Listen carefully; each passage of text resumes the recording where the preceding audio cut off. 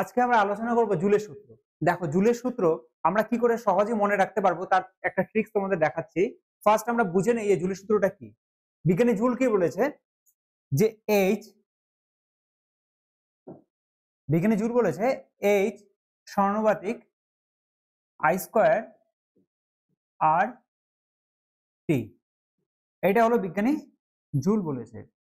শুধু এতটুকু দিয়ে তুমি তিনটা সূত্র কি করে বানাবে সেটা তোমাদেরকে বলছি। জুলের হলো মোট তিনটা সূত্র, ঠিক আছে? মনে করো একটা লাইট জ্বলছে, ঠিক আছে? তো লাইট জ্বলছে, এখানে কি কি আছে দেখো, এটাকে তোমাদের জেনে নিতে হবে। এইচ ফর হলো হিট, মানে হলো তাপ। এইচ হলো হিট মানে তাপ, আই হলো প্রবাহ মাত্রা, আর হলো রোধ এবং টি হলো সময়। তো একটা বাল্বের মধ্যে কি কি আছে? এইচ মানে হিট, বাল্বটা জ্বললে নিশ্চয়ই গরম হবে। তারপরে কি আছে আই মানে প্রবাহ মাত্রা, প্রবাহ মাত্রা কি কারেন্ট, কারেন্ট ছাড়া কোনোভাবেই লাইটটা জ্বলবে না।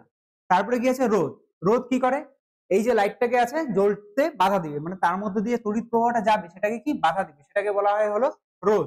এবং সময়, কত সময় ধরে চলে সেটাই হলো ওর সময়, ঠিক আছে? তাহলে এই বাল্বটার মধ্যে আমরা তিনটা জিনিস দেখতে পাচ্ছি, একটা হলো উৎপন্ন তাপ, তারপরে হলো প্রবাহ মাত্রা, রোধ এবং সময়। এই তিনটা জিনিস দিয়ে আমরা রোধের সূত্রটা কি করে মনে রাখবো সেটা এখন আলোচনা করব। প্রত্যেকটা জিনিসই আমরা এইচ এর সঙ্গে সম্পর্ক করব। ফার্স্ট যেটা বলছে দেখো এখানে 1 নাম্বার, পরিবাহী রোধ এবং তড়িৎ প্রবাহের সময় অপরিবর্তিত থাকলে পরিবাহীতে উৎপন্ন তাপ এইচ তড়িৎ প্রবাহ মাত্রার বর্গের সমানুপাতিক, অর্থাৎ এইচ সমানুপাতিক আই স্কয়ার যখন আর এবং টি ধ্রুবক। এখানে দেখো প্রথম সূত্রটা যে আছে, প্রথম সূত্রটা হলো এইচ সমানুপাতিক আই স্কয়ার, তার মানে কি উৎপন্ন তাপ প্রবাহ মাত্রার বর্গের সমানুপাতিক, এবং তখন আর এবং টি কি থাকবে, আর ও টি থাকবে হলো স্থির।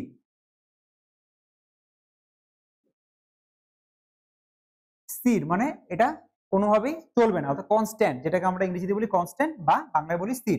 তো এটা হলো স্থির থাকবে এবং এটা কি পরিবর্তনশীল হবে, কে তাপ এবং প্রবাহ মাত্রা। তাহলে এটা দিয়ে আমরা সূত্র বলতে পারবো। দেখো এতটুকু জায়গা দিয়ে আমরা সূত্র বলতে পারবো। কিভাবে বলবো? যে পরিবাহী রোধ এবং সময় যদি স্থির বা অপরিবর্তনশীল থাকে তাহলে পরিবাহীতে উৎপন্ন তাপ প্রবাহ মাত্রার বর্গের সমানুপাতিক, এটা একটা হলো। তারপরে আমরা সিমিলার এইচ সমানুপাতিক পরেরটা আর।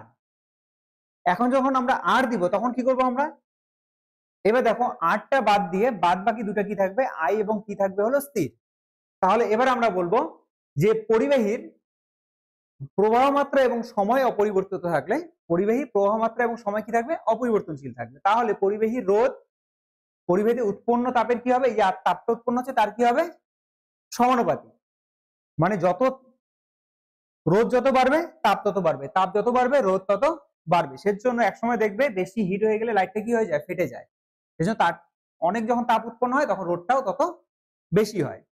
তারপরে আমরা লাস্ট কি আসবো, এখানে আমাদের কি কি স্থির সেটা আমরা লিখে নিই। আমাদের স্থির থাকবে হলো এখানে আই এবং টি, আই ও টি হলো স্থির।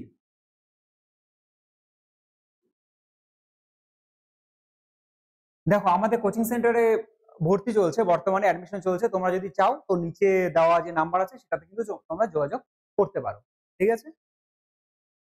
লাস্ট যেটা আছে আমাদের এইচ এর সঙ্গে টি, ঠিক আছে? এইচ এর সঙ্গে টি, এইচ কি পরিবাহীতে উৎপন্ন তাপ এবং টি হলো সময়। তার মানে এবার কোন দুটো জিনিস স্থির থাকবে, আই এবং আর। আই মানে হলো পরিবাহী মানে যে পরিবাহীটা আছে পরিবাহী প্রবাহ মাত্রা, এবং আর কি পরিবাহী রোধ, এই দুইটা কি থাকবে এবার স্থির থাকবে। তাহলে আমরা এবার কি লিখবো, এইচ সমানুপাতিক আমরা কি লিখবো টি। যখন এইচ সমানুপাতিক টি হবে মানে পরিবাহীতে যে উৎপন্ন তাপ হবে সেটা সময়ের উপর নির্ভর করবে, যত সময় বেশি হবে তত বেশি গরম হবে। দেখবে যে কোনো জিনিস যত বেশি সময় ধরে রাখবে তত বেশি গরম হবে। একটা বাল্ব যতক্ষণ বেশি জ্বলবে তত বেশি কি হবে, গরম হবে।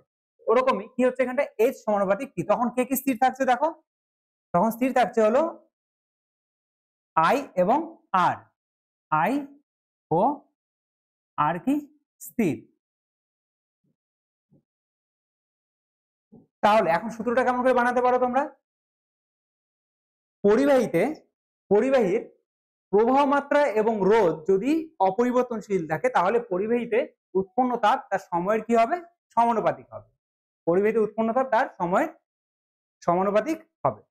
এই হলো তিনটে সূত্র তোমরা এই ট্রিক্সটা দিয়ে এই একটা জিনিস যে H সমানুপাতিক I স্কয়ার RT, এটা দিয়ে তোমরা কিন্তু তিনটে সূত্রই মনে রাখতে পারো। ঠিক আছে, তাই না? অনেক প্রবলেম হয়েছিল।